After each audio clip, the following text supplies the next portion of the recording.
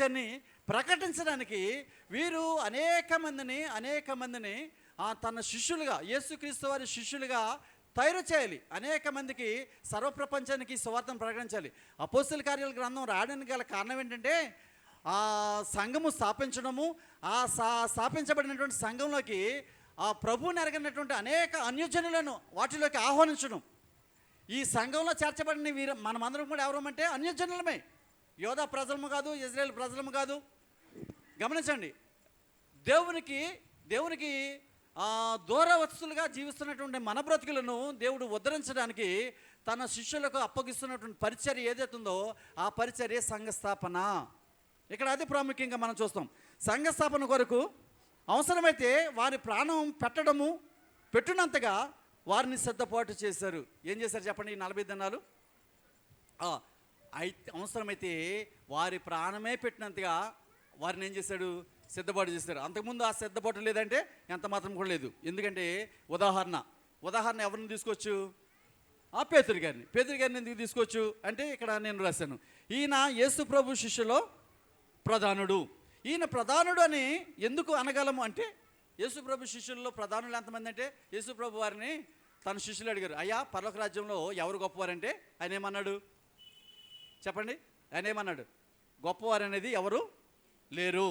ఎవరైతే తనను తాను తగ్గించుకుంటాడో, ఎవరైతే ఈ చెంటి బిడ్డ మనస్తత్వం కలిగి బ్రతుకుతాడో వారు మాత్రమే గొప్పవారు. కాబట్టి పరలోక రాజ్యంలో ఎక్కువలు తక్కువలు, ఆ గొప్పవారు బలహీనులు పేదవారు ఇటువంటి సందర్భాలు ఉండవు, అందరూ సమానమే. అయితే ఈ భూలోకంలో బ్రతికి ఉండగా ప్రతి ఒక్కడు ప్రభువు తనకు అప్పగించినటువంటి పరిచర్యను ఘనంగా ఎంచి దానిని చేయడానికి తను ఎంతగానో తగ్గించుకోవాలి, అటువంటి వాడి గొప్పవాడని అనేక సందర్భాలు చెప్పారు. అయితే మరి మనం ఇక్కడ పేతురు అగ్రగామిని ఎందుకు అంటున్నాం?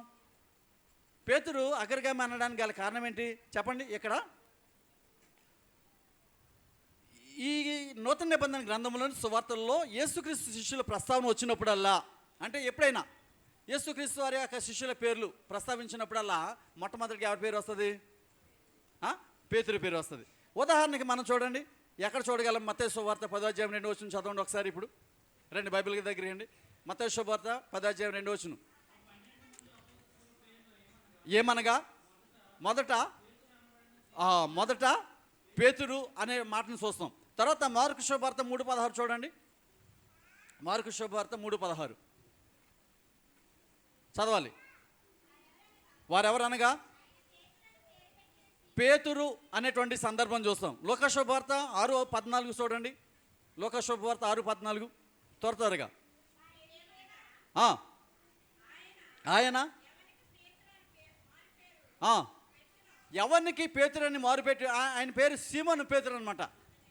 చాలండి. తర్వాత అపోస్తల కార్యాలు మనం చదువుతున్నటువంటి లేకపోతే ధ్యానించాలనుకుంటున్నటువంటి ఈ గ్రంథంలో కూడా ఏం రాశాడంటే 1వ అధ్యాయం 13వ వచనంలో చదవండి ఒకసారి. అపోస్తల కార్యాల గ్రంథము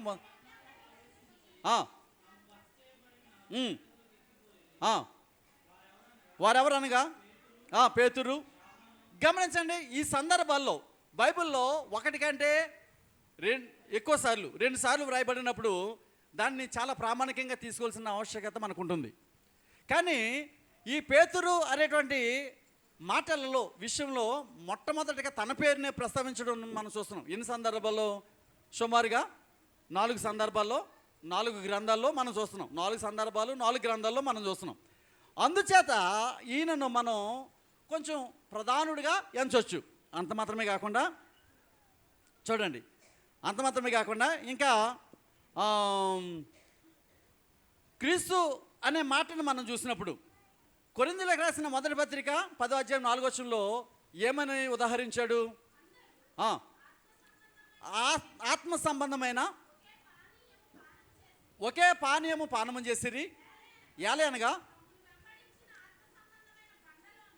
తమ్మును వెంబడించిన ఆత్మ సంబంధమైన బండలోని తాగిరి అంటారు. ఆ బండ క్రీస్తు అని చెప్తాడు. ఎవరు చెప్పండి? ఎవరు చెప్తున్నారు ఈ మాట? అపోస్తులేనా? పౌలు ఆ బండ క్రీస్తు అన్నాడు. వినండి, బండ అనే మాటను మనం ఎందుకు తీసుకుంటాం? ఆ బండను క్రీస్తుతో ఎందుకు పోల్చాడు అంటే, మనం సంఖ్యాకాండం పాత నిబంధన గ్రంథము సంఖ్యాకాండం 20వ అధ్యాయం 11వ వచనంలో కూడా ఆ సందర్భాన్ని చూడగలం.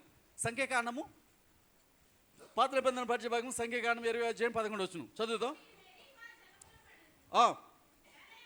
ఏలనగా ఇశ్రాయేలీలు 20:11 చెయ్యి ఎత్తి 2 మారులు కర్రతో ఆ బండను కొట్టగా నీళ్లు సమృద్ధిగా ప్రవహించును అంటాం మనం చూస్తాం. వినండి. అలాగే సువార్త పాఠంలో 4:10 కూడా ఒక స్త్రీతో మాట్లాడుతున్న మాటను మనం చూడండి. నేనిచ్చు జీవజలమును అనేటువంటి సందర్భాన్ని మనం అక్కడ చూస్తాం కదా.